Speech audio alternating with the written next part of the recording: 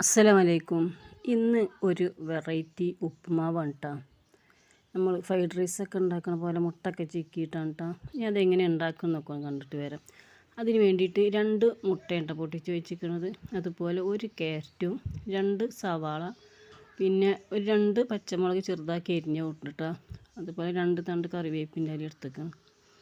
ഇനി റവ ഒന്ന് വറുത്തെടുക്കാം.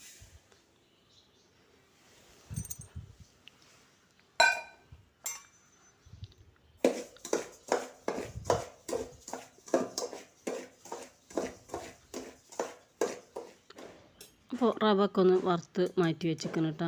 അത് ചൂടാറി വരുമ്പോൾ അപ്പോഴത്തേന് ഈ മുട്ട ഉണ്ടല്ലോ അതിലേക്ക് ഞാൻ ഒരു തുള്ളി ഉപ്പിട്ട് കൊടുത്തിട്ടുണ്ട് കേട്ടോ. എന്നിട്ട് ഞാൻ അതൊന്ന് ഇങ്ങനെ ഇളക്കി യോജിപ്പിച്ചതാണ്. ഇനി ആ ചെമ്പട്ടി തന്നെയാണ് കേട്ടോ ഉപ്പുമാവ് ഉണ്ടാക്കുന്നത്.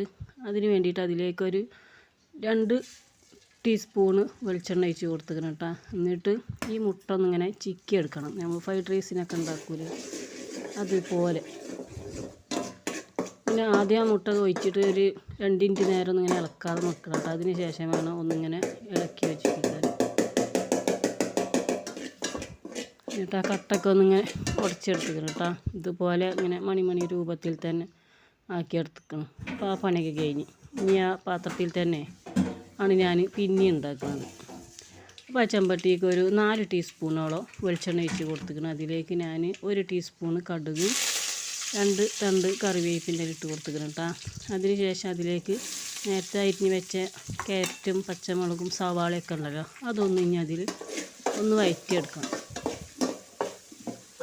നന്നായിട്ട് അങ്ങോട്ട് വാടൊന്നും വേണ്ട കേട്ടോ. അതിൻ്റെ ആ പച്ചപ്പൊക്കെ ഒന്ന് മാറി കിട്ടിയാൽ മതി.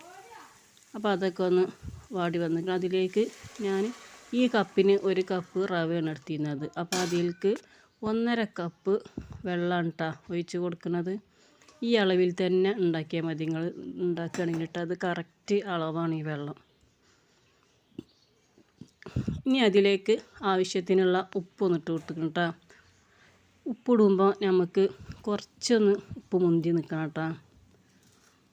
ഇനി ആ വെള്ളമൊക്കെ ഒന്ന് നന്നായി തിളച്ച് വന്നിക്കണം. അതിലേക്ക് ഇനി റവ ഇതുപോലെ ഇങ്ങനെ ഇട്ട് കൊടുക്കുക കേട്ടോ. ഒന്നായിട്ട് ഒരു ട്രിപ്പിലാണ് ഇട്ട് കൊടുക്കരുത്. ഇതുപോലെ ഇങ്ങനെ കുടഞ്ഞിട്ട് നല്ലപോലെ ഇങ്ങനെ ഇട്ട് കൊടുക്കണം കേട്ടോ. അപ്പോൾ അതൊക്കെ ഫുള്ളിട്ട് കൊടുത്തു. ഇതൊന്നേ ചട്ടകം വെച്ചിട്ട് ഇതുപോലെ ഒന്ന് നന്നായിട്ട് ഇങ്ങനെ ഒന്ന് ഇളക്കി വെച്ചിപ്പിക്കാം കേട്ടോ. വേഗം ഒന്ന് ഇളക്കിയെടുക്കണം.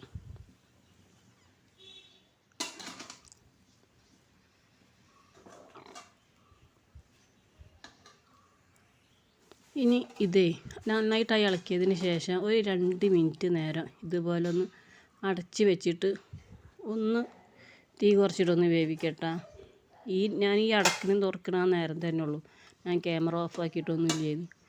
അപ്പോൾ അതിന് ശേഷം ഇതുപോലെ നന്നായിട്ട് ഇങ്ങനെ ഇളക്കി യോജിപ്പിക്കട്ടോ.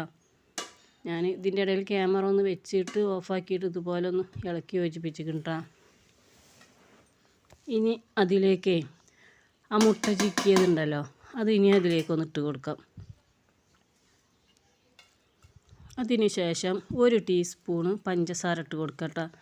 ഇത് മധുരം ഒന്നും ഉണ്ടാവില്ല, പക്ഷേ ഈ പഞ്ചസാര ഇതിൽ ചേരുമ്പോൾ നല്ലൊരു ടേസ്റ്റാണ് കേട്ടോ. അതുപോലെ കുറച്ച് പച്ച വെളിച്ചെണ്ണ ഒന്ന് ഇതിലേക്ക് ഒഴിച്ച് കൊടുക്കണം. ആ വെളിച്ചെണ്ണൻ്റെയും ആ മുട്ടൻ്റെയും പഞ്ചസാരയും ഒക്കെ പാടെ ചേർത്ത് ഇനി ഇത് നന്നായിട്ടൊന്ന് ഇളക്കിയാണ്ട് യോജിപ്പിച്ച് കൊടുക്കുക. ഈ രീതിയിൽ ഉപ്പുമാവ് ഉണ്ടാക്കിയാലേ മക്കൾക്കൊക്കെ നല്ല ഇഷ്ടപ്പെടും. പിന്നെ അതുപോലെ നല്ല സോഫ്റ്റും ഉണ്ട് കേട്ടോ. ചില ഒരു ഉപ്പുമാവ് ഉണ്ടാക്കി കാണാൻ കുറച്ചുണ്ട് നേരം കഴിഞ്ഞാൽ അതൊരു ഡ്രൈ രൂപത്തിലായി വരുന്നു. ഇതതുപോലെ ഒന്നും ഉണ്ടാവില്ല. ഇനി അതൊന്ന് ഇറക്കി വെച്ചിക്കണം കേട്ടോ. പിന്നെ ഇതിന് എടുത്ത വെള്ളമൊക്കെ ഉണ്ടല്ലോ അതൊക്കെ ഇതിന് കറക്റ്റ് അളവാണ് കേട്ടോ. 1 കപ്പ് റവയ്ക്ക് നമ്മൾ 1.5 കപ്പ് വെള്ളം എന്നുള്ള കണക്കിലെടുത്ത് ഉണ്ടാക്കിയ നല്ല കറക്റ്റ് അളവാണ്. ഇതുപോലെ കട്ട കുത്തിങ്ങാണ്ട ഒന്നുമില്ല, നല്ല കറക്റ്റ് അളവിൽ തന്നെ കാണുമ്പോൾ തന്നെ മനസ്സിലാവണില്ലേ. അപ്പോൾ ഈ രീതിയിൽ നിങ്ങളൊന്ന് ഉണ്ടാക്കി നോക്കിയിട്ടോ. അപ്പോൾ നിങ്ങൾക്ക് ഈ വീഡിയോ ഇഷ്ടപ്പെടുകയാണെങ്കിൽ ഒന്ന് ലൈക്ക് ചെയ്യുക, ഷെയർ ചെയ്യുക, സബ്സ്ക്രൈബ് ചെയ്യുക. ഇനി അടുത്ത ഒരു വീഡിയോയിൽ കാണാം. അസ്സലാമു അലൈക്കും.